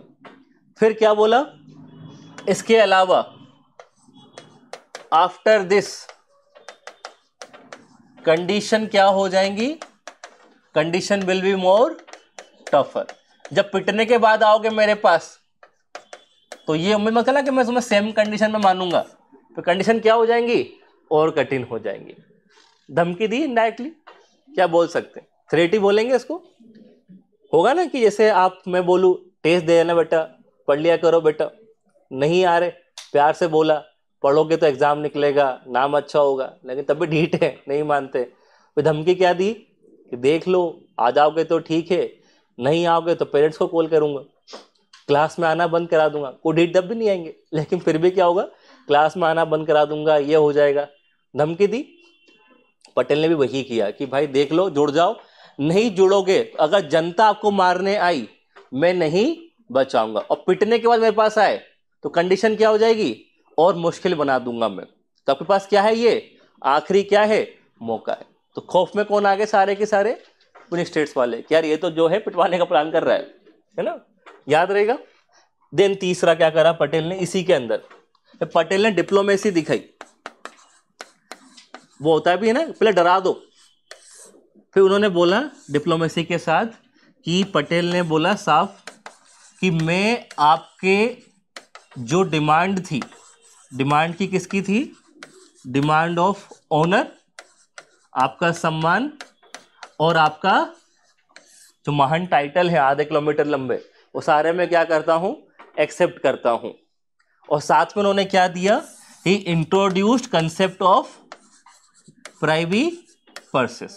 उन्होंने कहा अगर आपसे हम कुछ सम्मान में ले रहे हैं या कुछ संपत्ति ले रहे हैं तो आपको क्या दिया जाएगा, हर साल का कुछ ना कुछ फिक्स एक पेमेंट दिया जाएगा। तो उन्होंने क्या कंसेप्ट ला दिया, प्राइवी पर्सेस का, कि आपको इसके बदले में हर साल क्या मिलेगा, एक फंड आपको पेमेंट दिया जाएगा। ठीक है, तो उसने 3 चीज करी यहाँ पे। पहला क्या करा था, पेट्रियोटिक अपील, फिर धमकी भी दी, फिर कूटनीति दिखाई कि आप अब देख लो, बात मान लो, आपके बाकी जो मैटर्स लग रहे हैं आपको कि सम्मान अम्मान आपके टाइटल का, तो मैं मान रहा हूं उसको, साथ में क्या दूंगा, पैसा दूंगा। क्लियर है, ये 3 बात रखी, कोई डाउट इसमें? इतनी बात करने के बाद जब मीटिंग हुई सब लोगों ने क्या कर दी, हाँ कर दी।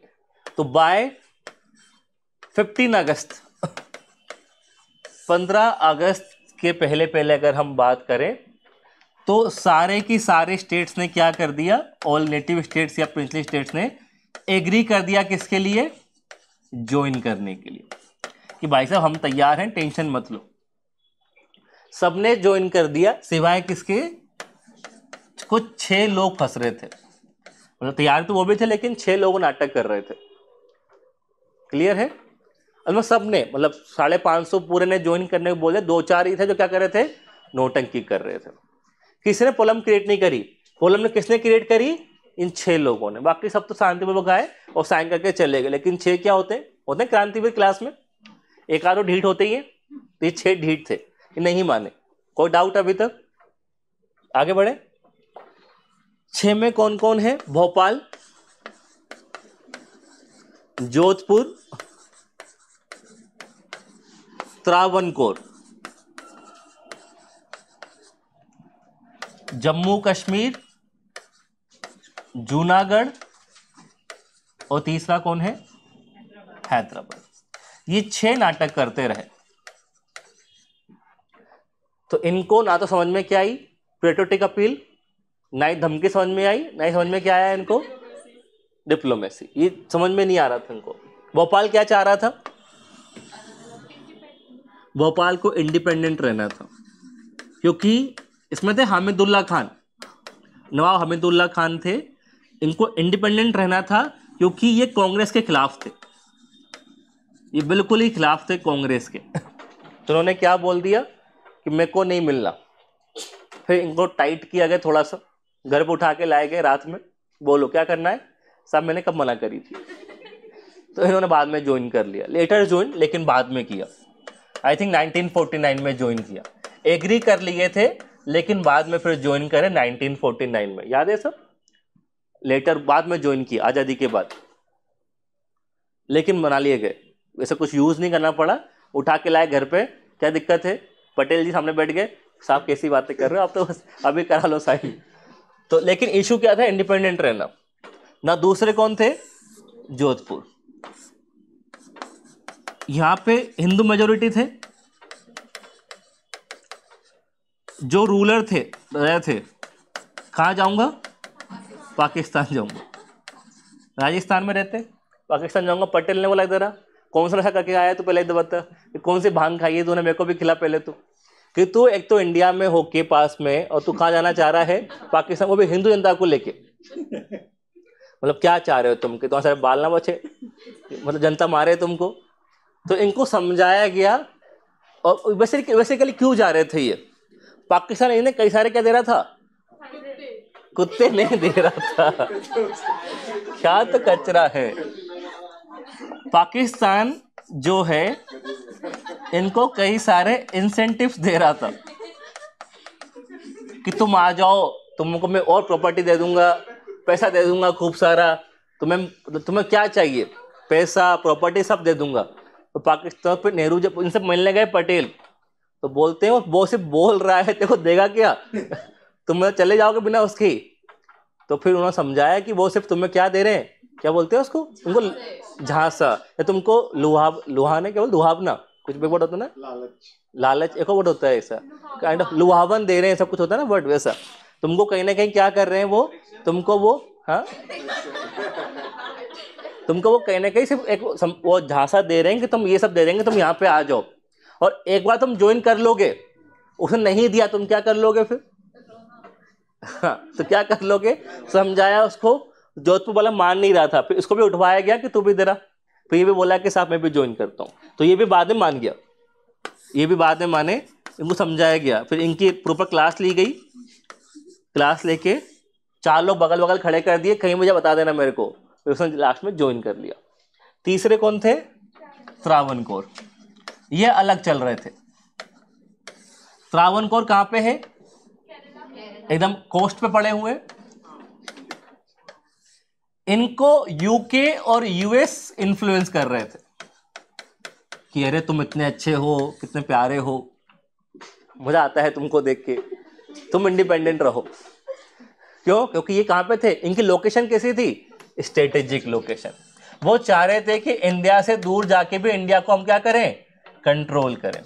तो यहाँ पे ट्रेड सेंटर है, पोर्ट है, तो वो चाहते थे कि हम इन पोर्ट को कंट्रोल करें, लोकेशन में हमारा आदमी रहे, तो राजा हमारा रहेगा तो हमारा आदमी चलेगा। तो लगातार इन्फ्लुएंस कर रहे थे। त्रावणकोर क्या कह रहा था कि मैं कैसे रहूंगा? इंडिपेंडेंट रहूंगा, क्योंकि इसको यूएस और यूके इन्फ्लुएंस कर रहे थे। फिर इनको भी उठा के लाया गया कि बेटा इतना मारूंगा कि सारा कोर्स तेरा जो है वहीं से भेज जाएगा। तो फिर इसने भी क्या बोला कि साहब ठीक है, क्या रखा है हिंसा में, हम ज्वाइन कर लेते हैं। तो इन्होंने भी मान लिया, है ना भाई। ये भी नाटक बहुत करते रहे कि नहीं करूंगा, मैं तो कोस्ट वाला हूँ, अकेला रहूंगा, मेरे पास तो समुद्र है, तुम्हारा क्या है।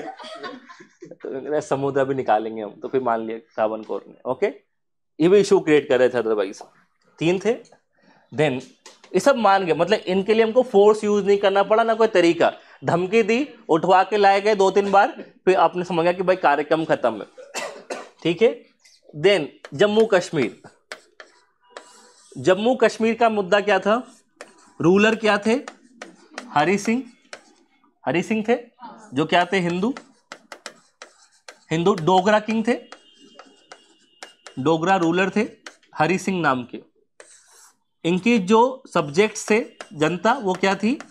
लार्जली मेजोरिटी, मतलब मुस्लिम्स थे। तो उन्होंने कहा कि यार ये सही नहीं होगा कि मैं दोनों को ज्वाइन करूं, मेरे को दोनों चाहिए, है ना, मेरे को इंडिया भी चाहिए, पाकिस्तान भी चाहिए। तो इन्होंने क्या साइन किया था हमारे साथ? ही साइन स्टैंड स्टिल एग्रीमेंट, कि मुझे आप दोनों से नहीं मिलना है और मैं उस पर अलग रहना चाहता हूं। अब इस पर विवाद बन जाता है कि हमने ऐसा क्यों अलाउ किया साइन करने को, क्यों फोर्स नहीं किया। लेकिन उन्होंने क्या कहा? मैं नहीं करता, क्योंकि इनका क्या है, मेरी जो लोकेशन है, इधर पाकिस्तान है, इधर क्या है? इंडिया। मेरे को दोनों से रिलेशन बनाने पड़ेंगे, मैं एक का बनाऊंगा, दूसरे से बुरा बन जाऊंगा। इसने क्या बोल दिया? स्टैंड स्टिल एग्रीमेंट साइन कर लिया और साफ बोल दिया कि ना तो मैं इंडिया को ज्वाइन करूंगा, ना क्या करूंगा? पाकिस्तान को ज्वाइन। इसने दोनों पार्टियों को क्या कर दिया? कन्विंस कर दिया कि मैं दोनों को ज्वाइन नहीं करूंगा। तो ये कैसे रह रहे थे? फ्रीली रह रहे थे, कोई फोर्स भी नहीं किया गया। देन अक्टूबर 1947 में क्या हुआ? ट्राइबल इन्वेडर्स अटैक कर दिए, किसके ऊपर? कश्मीर के ऊपर। आजादी के कुछ टाइम बाद ही कई सारे ट्राइबल इन्वेडर्स अटैक कर दिए कश्मीर पे। सपोर्ट किसका था इनको? पाकिस्तान का। पाकिस्तान ने खुद की आर्मी नहीं भेजी, उन्होंने वहां के लोग को तैयार किया, किस पर अटैक करवा दिया? कश्मीर के ऊपर। पाकिस्तान के प्रभाव के अंदर कई सारे ट्राइबल इन्वेडर्स कहां पे आ गए? कश्मीर में। हमारे ऊपर कई सारे ट्राइब्स रहती हैं ना, आफरीदी, यूसुफ जई वगैरह, वो सारे लोग कहां पे आ गए? कश्मीर को घेर लिया। हाँ, कबीले तो हैं सारे सारे, ये सारे कबीलाई लोग अटैक कर दिए कश्मीर पे, पाकिस्तान के उकसाने पे। इस मामले में फिर हरि सिंह ने सपोर्ट किसका मांगा?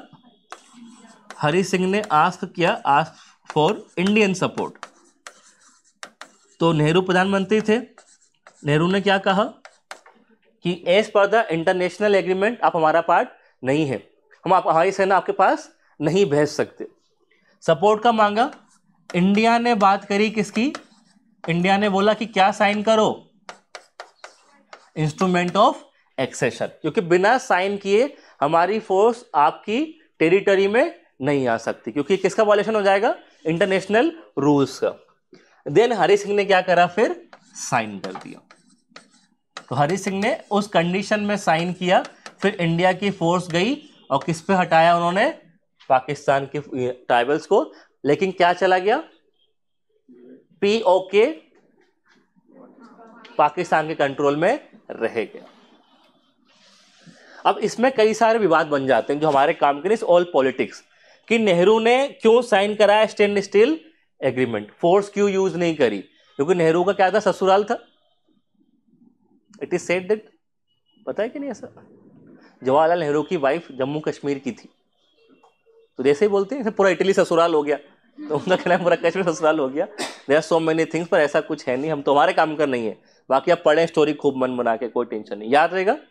तो कश्मीर कैसे मिल रहा है हमसे, कंडीशन पे। क्या कंडीशन थी, ये सारी। और जब साइन हुआ तभी क्या लाया गया था, आर्टिकल 370 आर्टिकल भी तभी संभाल के डाला गया था। याद है आपको, कोई डाउट इसमें? सर स्टेटस पे भी शायद सिर्फ पाकिस्तान ने साइन किया था, इंडिया ने साइन नहीं किया था, तभी पाकिस्तान ने वो इन्वेडर्स करवाए थे। नहीं वो था, हमने भी उसने बोला था कि मैं साइन करने को रेडी हूँ, दोनों साइड उसका यही पिक्चर थी, इसलिए दोनों ने क्या करा, अब उसने आर्मी नहीं भेजी अपनी, क्योंकि उसने साइन कर रखा है एग्रीमेंट, तो उसने किसको भेजा, ट्राइबल इन्वेडर्स को। ये था, कोई डाउट इसमें? इसके बाद कौन थे आपके, फरवरी 1948 जूनागढ़ के राजा का नाम क्या था, नवाब का, नवाब थे महावत खान।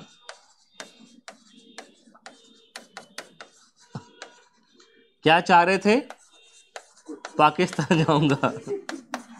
इनको भी कई सारे ऑप्शन दिए गए थे कि तुम तो पाकिस्तान आ जाओ, मैं पूरी कुत्तों की बारात लगा दूंगा, तुम बस आ जाओ। तो he wanted to join Pakistan, लेकिन जनता क्या चाह रही थी, वांटेड टू ज्वाइन पाकिस्तान, लेकिन जो सब्जेक्ट्स थे, जो इनकी जनता थी, वो इंडिया को पसंद कर रही थी। तो ये मना कर रहे कि मैं तो ज्वाइन नहीं करूंगा, बिल्कुल कट्टर कि नहीं जाऊं, वहीं जाऊंगा। तो फिर क्या हुआ, पटेल ने वही करा, उठवा के लाओ। जैसे कहे पटेल उठवाना चाह रहे हैं, ये खुद अकेले कहाँ भाग गए, पाकिस्तान, अपने कुत्तों को लेके।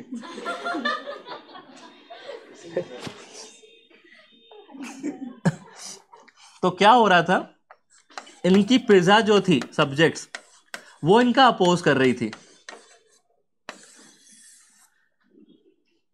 तो फिर महावत खान कहाँ चले गए, अकेले कहाँ निकल लिए, पाकिस्तान। अकेले तो नहीं, टीम को लेके कहाँ चले गए, पाकिस्तान।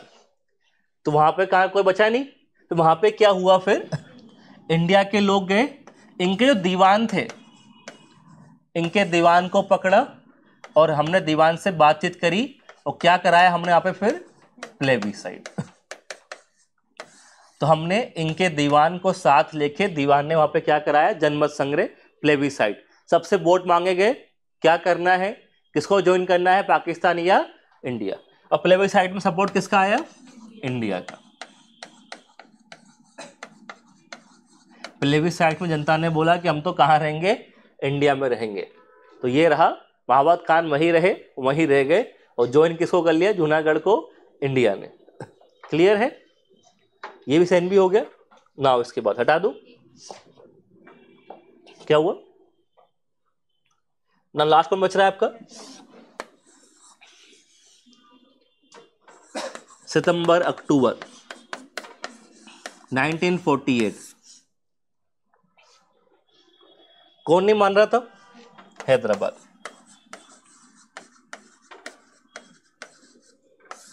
यहां पे कौन थे, निजाम क्या चाह रहे थे, इंडिपेंडेंट रहूंगा, कि मुझे पार्ट नहीं भरना है, इंडिपेंडेंट रहूंगा। क्योंकि इनको कौन इन्फ्लुएंस कर रहा था, पाकिस्तान इन्फ्लुएंस कर रहा था कि तुम कैसे रहो, इंडिपेंडेंट रहो। और ये जो निजाम जो थे, ये लगातार मर्सीलेसली क्या क्रश कर रहा था, he was mercilessly crushing freedom movement. वहां पे कई सारे मूवमेंट चल रहे थे। अगर जनता इनका विरोध करती तो मरवा देते, ये उठवा लेते। कौन ऐसा लगातार कौन निजाम कर रहा था ऐसा। वहां पे कई सारे लोगों ने चालू भी किया इसको ना, प्रो इंडिया मूवमेंट, कि हमको इंडिया में ज्वाइन करना चाहिए। तो उसे क्रश किसने कर दिया, निजाम ने। इसने अपनी पर्सनल फोर्स खड़ी कर दी, निजाम ने। ही also establish his personal defence force, जो वहां पर जनता को परेशान करती थी। ये सारे कार्यक्रम देख रहे थे पर्सनल डिफेंस फोर्स पे लगा रखी थी और बिल्कुल मानने को तैयार नहीं थे। इनको बोला उठवा के लाओ, तो आदमी गए तो इसने खुद आदमी को उठवा दिए। टेंशन हो गई किसको, पटेल को। फिर बोला कि ये मानेगा नहीं, तो क्या बोला गया, military action, police action, military action किया गया, ऑपरेशन पोलो। अभी बताता हूं उसकी पोल। तो ऑपरेशन पोलो चालू किया जनरल चौधरी के अंदर, मेजर जनरल चौधरी। तो जो मेन रोल था वो था जनरल चौधरी का। यहाँ पे वो गए, अपनी सेना लेके गए, दो चार को थप्पड़ मप्पड़ मारे। निजाम साहब निजाम साहब जो निजाम थे वो बाहर आ गए आपके, और बाहर आके बोले कि क्या हो गया, तो बोलते कि कुछ नहीं, मिलिट्री आई दर्शन देने के लिए। तो वो इतना कष्ट क्यों करा, वो ज्वाइन करने को तैयार था। मिलिट्री एक्शन हुआ, पकड़ा गया, निजाम को उठाया गया और क्या बोला गया, क्या ज्वाइन करो, इंडिया को ज्वाइन करो। बाय फोर्स ज्वाइन कराया किसको, हैदराबाद को। याद रहेगा।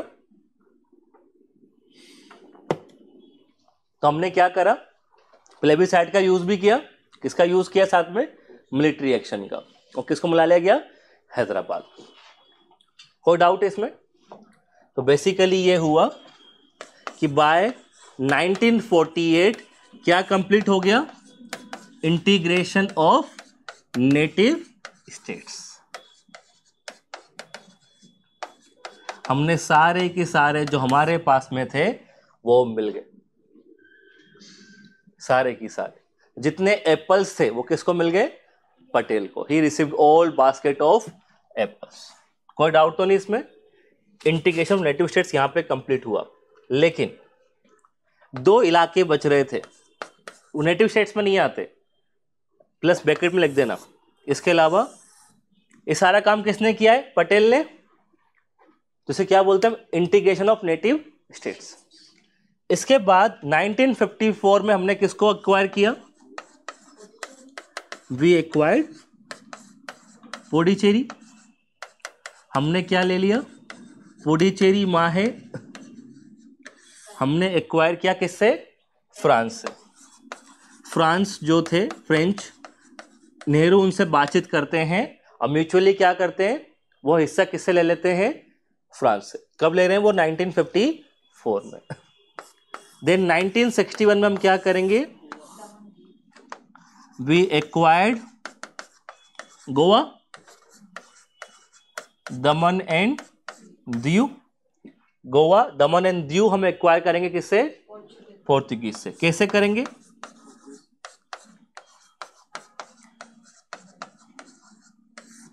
हम लेंगे किससे, पुर्तगालियों से। ये आसान नहीं था। 1961 में जो हमने लिया, ये कैसे लिया, बाय मिलिट्री एक्शन। हमको सेना भेजनी पड़ी, तो हमने मिलिट्री फाइट लड़ी किसके अगेंस्ट, पुर्तगाली फोर्सेस के साथ, जो गोवा की जनता थी। बेसिकली क्या इशू था, जो गोवा था वहां के जो हम बोलते हैं पुर्तगाली जो रूलर्स थे, वो वहां की जनता को क्या कर रहे थे, लगातार उनको लगातार परेशान कर रहे थे। वो लगातार वहां की जनता को परेशान कर रहे थे। और जनता क्या चाह रही थी, जनता चाह रही थी किसका पार्ट बनना, इंडिया का पार्ट बनना। लेकिन पुर्तगाली नहीं चाह रहे थे, जो भी मांग करता उसको पिटवा देते। और साथ में सपोर्ट था किसका, पुर्तगालियों को, support of US and UK. कह रहे यार तुम तो वहीं रहो, पार्टी करने कहाँ आएंगे, नहीं तो, है ना। तो यूएस और यूके सपोर्ट करते किसको, पुर्तगालियों को, कि गोवा तुम्हारे पास ही रखो, गोवा किसको मत देना, इंडिया को मत देना, हम पार्टी करेंगे बढ़िया न्यू ईयर पे, है ना, सनबर्न फेस्टिवल चलाएंगे। तो ऐसा था पूरा। तो पुर्तगाली रूलर मान ही नहीं रहे थे, परेशान कर रहे थे। तो इंडिया ने क्या भेज दिया, फिर मिलिट्री फोर्स भेजी। 1961 में क्या एक्वायर किया, फिर गोवा और दमन एंड दीव। तो इस प्रकार से क्या कंप्लीट होता है, इंटीग्रेशन ऑफ इंडिया। याद रहेगा, ये तब क्या था, नेटिव स्टेट्स। ये क्या हो गया, इंटीग्रेशन ऑफ इंडिया। जो फाइनल शेप हमको मिला वो कब मिला हमको, 1961 में। फाइनल शेप जो हमको मिला वो कब मिला है, 1961 में, हमने ये सब मिला लिया। याद रहेंगे। कोई डाउट इसमें तो बताए। क्लियर है प्रोसेस? कोई डाउट तो नहीं प्रोसेस में? कोई भी डाउट प्रोसेस में? सर माउंटबेटन ने सपोर्ट किया था वो तो ही माउंटबेटन का शुरू से ही इंडिया की तरफ लगाव रहा। ब्रिटिश गवर्नमेंट उनके अगेंस्ट थी इंडिया के, लेकिन जो माउंटबेटन थे he was supportive of India शुरुआत से ही। नेहरू की अच्छी दोस्ती थी उनसे। हाँ कोई बात नहीं, वो है पीछे वाले, modern society, modern family. Okay हाँ जो भी है, तो माउंटबेटन का था कि मुझे करवा के देना है। He was very supportive of India. तो ये इसमें कोई डाउट तो नहीं है, प्रोसेस क्लियर है पूरी। तो इसीलिए याद रखना, कभी क्वेश्चन आ जाए कि जो इंटीग्रेशन ऑफ प्रिंसली स्टेट्स था, ये वर्क है किसका? Is a work of 3 person. ये किसने कंप्लीट किया है? 3 आदमी ने। कौन है वो 3 आदमी? नहीं, नेहरू नहीं है, सरदार पटेल, वीपी मेनन और माउंटबेटन। इन तीनों, हमने तीनों का लिखा योगदान। तो 3 योगदान किसके थे? कभी भी ऐसा आ जाए statement, you have to explain Sardar Patel, BP Menon और तीसरे कौन थे? Lord Mountbatten. इन तीनों ने पूरी भूमिका निभाई किसमें? एक्टिवली भूमिका किसमें? नेटिव स्टेट्स को मिलाने में। कोई भी डाउट है तो बताओ इस पॉइंट में। क्लियर है? कर पाओगे अंतर? ठीक है, ऐसा क्वेश्चन आता है तो कि इंटीग्रेशन ऑफ नेट या princely states was the work of 3 men। तो 3 आपको तीनों का रोल लिखना है, लिख पाओगे? दूसरा,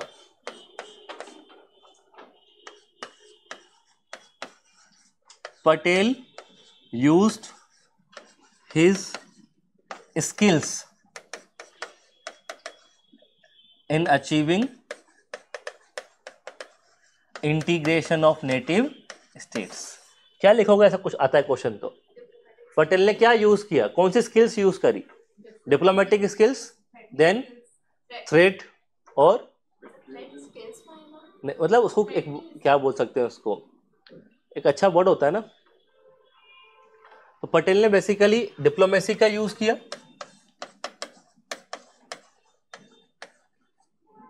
ही काइंड ऑफ कोऑर्शन बोल सकते हैं, बल का यूज किया, कोऑर्शन प्लस थ्रेट,